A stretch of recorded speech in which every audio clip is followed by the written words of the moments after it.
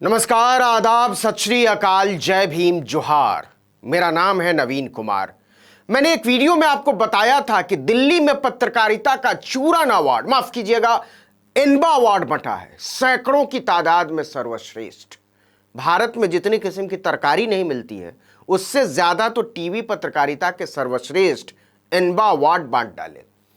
सारे सर्वश्रेष्ठ शाम होते ही कांव कांव चिल्लाने लगे, हम हैं असली वाले सर्वश्रेष्ठ, हम हैं असली वाले सर्वश्रेष्ठ। मैंने आपको बताया था कि एक एक कैटेगरी में तीन तीन किस्में थी, गोल्ड, सिल्वर, ब्रॉन्ज।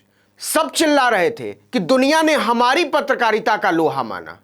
मैं तो कहता हूं कि अगले साल से इनबा वालों को एक आयरन कैटेगरी भी जोड़ देना चाहिए और आयरन कैटेगरी के लिए ज्यादा पैसा वसूलना चाहिए।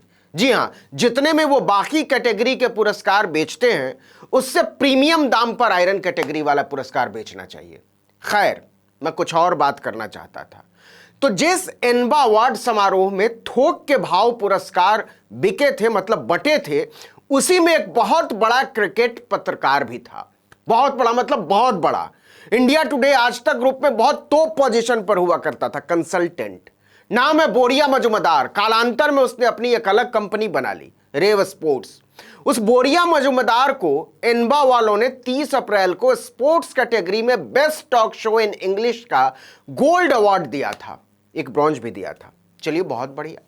लेकिन जब इनबा वालों की महान जूरी बोरिया मजुमदार की महान पत्रकारिता पर लट्टू हुई जा रही थी, उससे महीनों पहले देश का एक बहुत बड़ा क्रिकेटर उस पर धमकाने और ब्लैकमेल करने का आरोप लगा चुका था कि अगर तुमने मुझे इंटरव्यू नहीं दिया तो अच्छा नहीं होगा। बोरिया ने कहा था, देख लेना, मैं अपनी बेइज्जती भूलता नहीं हूं।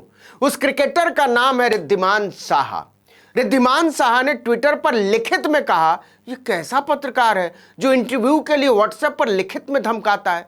इतने साल तक देश के लिए क्रिकेट खेलने का यह सिला। बात सरेआम हो गई थी।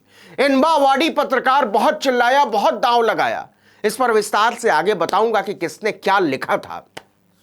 बीसीसीआई ने बाकायदा 3 सदस्यों की एक कमेटी बना दी इसकी जांच के लिए। इनबा अवार्डी पत्रकार बोरिया मजुमदार और क्रिकेटर रिद्धिमान साहा दोनों ने अपना अपना पक्ष रखा। बीसीसीआई ने जब सुनवाई की तो पता चला कि बोरिया मजुमदार की धमकियों ने सच में साहा की जिंदगी नरक बना दी थी। समिति ने इस मामले में मजुमदार को दोषी पाया। अब उस सुनवाई का फैसला भी आ गया। फैसला क्या है, यह भी सुन लीजिए। भारतीय विकेटकीपर बल्लेबाज रिद्धिमान साहा को एक इंटरव्यू के लिए धमकाने वाले इनबा अवार्डी पत्रकार बोरिया मजुमदार पर बीसीसीआई ने 2 साल का बैन लगा दिया। जी हां, बैन। कितना खराब लगता है सुनते हुए कि इनबा गोल्ड कैटेगरी के अवार्डी पत्रकार इंटरव्यू के लिए धमकाते हैं और बीसीसीआई को उस पर बैन लगाना पड़ता है, वो भी एक आध महीने या एक आध मैच के लिए नहीं, पूरे 2 साल के लिए। जी हां, पूरे 2 साल के लिए। अब जरा इस बैन का मतलब समझ लीजिए। इनबा अवार्डी बोरिया मजुमदार मीडिया प्रतिनिधि के तौर पर बीसीसीआई से जुड़े किसी भी अंतर्राष्ट्रीय या घरेलू मैच के दौरान 2 साल तक स्टेडियम के अंदर नहीं घुस सकते। वो मैच के बाद होने वाली प्रेस कॉन्फ्रेंस में भी शामिल नहीं हो सकते। इतना ही नहीं, इनबा अवार्डी पत्रकार बोरिया मजुमदार ऐसे किसी भी भारतीय खिलाड़ी का इंटरव्यू नहीं कर पाएंगे जिसका नाम बीसीसीआई के पास दर्ज है 2 साल तक। मतलब ना अभी वाले ना पहले वाले, पत्ता साफ। इसके अलावा इनबा अवार्डी पत्रकार बोरिया मजुमदार बीसीसीआई या उससे जुड़े सदस्यों की क्रिकेट सुविधाओं का लाभ नहीं ले पाएंगे। इसका मतलब है कि उन्हें एनसीए जैसी संस्थाओं में घुसने तक की इजाजत नहीं होगी और ना ही वो किसी खिलाड़ी से बात कर सकते। इंटरव्यू तो नहीं ही कर सकते, बात तक नहीं कर सकते, गप भी नहीं। अब जरा समझिए पूरा मामला क्या था। बीसीसीआई की तरफ से 19 फरवरी 2022 को श्रीलंका के खिलाफ T20 और टेस्ट सीरीज के लिए भारतीय टीम का ऐलान किया गया था, लेकिन इसमें अनुभवी विकेटकीपर रिद्धिमान साहा को जगह नहीं मिली। इनबा अवार्डी पत्रकार बोरिया मजुमदार ने साहा को व्हाट्सएप किया कि एक इंटरव्यू दे दो। साहा ने इस पर चुप रहना बेहतर समझा। उन्होंने मैसेज का कोई जवाब तक नहीं दिया। व्हाट्सएप से यह पता चलता है, स्क्रीनशॉट जो उन्होंने दिया है। इस पर इनबा अवार्डी पत्रकार भड़क गया और साहा को धमकाने लगा, कहने लगा तुम्हें इसका अंजाम भुगतना होगा। यह बात कालीन के नीचे दबी रहती अगर साहा ने बोरिया मजूमदार की पोल पट्टी नहीं खोली होती। उन्होंने 19 फरवरी की रात 10:12 पर अपने ट्विटर हैंडल पर बोरिया मजूमदार का कच्चा चिट्ठा खोल कर रख दिया सबके सामने। साहा के शेयर किए गए व्हाट्सएप स्क्रीनशॉट के मुताबिक मजूमदार ने साहा को मैसेज करते हुए लिखा, मेरे साथ एक इंटरव्यू करो, यह काफी अच्छा रहेगा। अगर तुम लोकतांत्रिक रहना चाहते हो तो मैं दबाव नहीं बनाऊंगा। वो एक विकेट कीपर चुनते हैं जो सबसे बेहतर होता है। तुम 11 पत्रकार चुनने की कोशिश करते हो जो मेरे हिसाब से सही नहीं है। उसे चुनो जो सबसे ज्यादा तुम्हारी मदद कर सकता है। रिद्धिमान साहा ने इनमें से किसी भी मैसेज का कोई जवाब नहीं दिया। फिर एनबावाडी पत्रकार रात 7:30 बजे व्हाट्सएप पर ही कॉल करता है। क्रिकेटर फोन का भी जवाब नहीं देते। इसके 2.25 घंटे के बाद बोरिया मजूमदार धमकाना शुरू करते हैं।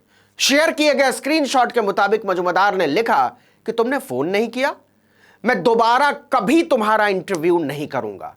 मैं अपमान बर्दाश्त नहीं करता। याद रखना, इसे भूलूंगा नहीं, याद रखूंगा। तुमने वो काम किया है जो तुम्हें हरगिज नहीं करना चाहिए था। साहा ने इस बातचीत का स्क्रीनशॉट अपने ट्विटर अकाउंट पर साझा करके सनसनी मचा दी।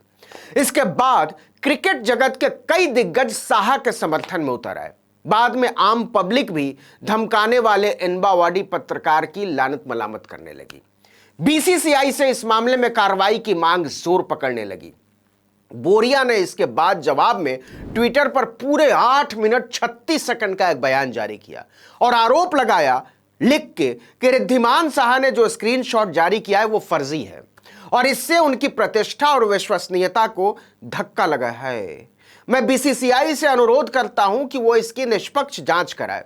मेरे वकील रिद्धिमान साहा को मानहानि का नोटिस भेज रहे हैं, सच सामने आ जाएगा। एनबावाडी पत्रकार ने बिल्कुल सच कहा था कि सच सामने आ जाएगा। वो आ गया। बीसीसीआई ने 3 सदस्यों की जांच समिति बना दी थी, हमने आपको बताया। फरवरी से अप्रैल तक जांच चलती रही और जांच में खुलासा हो गया कि एनबावाडी पत्रकार बोरिया मजूमदार ने सच में क्रिकेटर रिद्धिमान साहा को धमकाया था कि इंटरव्यू नहीं दोगे तो अच्छा नहीं होगा। अरे महाराज, अपना नहीं तो कम से कम एनबावाड की इज्जत का तो ख्याल कर लेते। इंटरव्यू के लिए कौन धमकाता है?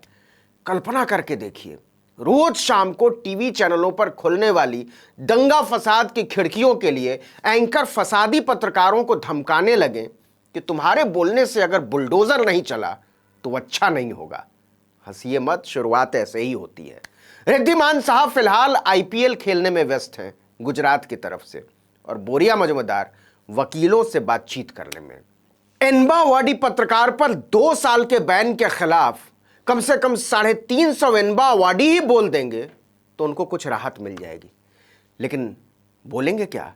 इस वीडियो में इतना ही, लेकिन अगर आपने आर्टिकल 19 इंडिया को अब तक सब्सक्राइब नहीं किया है तो फौरन कर दीजिए, बेल आइकॉन दबाइए, घंटी जैसी आकृति, लाइक कीजिए और कमेंट करके बताइए हमारा वीडियो आपको कैसा लगा। अगर यूट्यूब पर देख रहे हैं तो हमारे चैनल को सब्सक्राइब कर दीजिए, फेसबुक पर देख रहे हैं तो वीडियो देखने के बाद पेज पर जाइए, उसको लाइक कर दीजिए, इंस्टाग्राम पर भी हम मौजूद हैं, उसको भी फॉलो कर लीजिए और ट्विटर पर भी फॉलो कीजिए। हमारा हैंडल है article19_India। नमस्कार।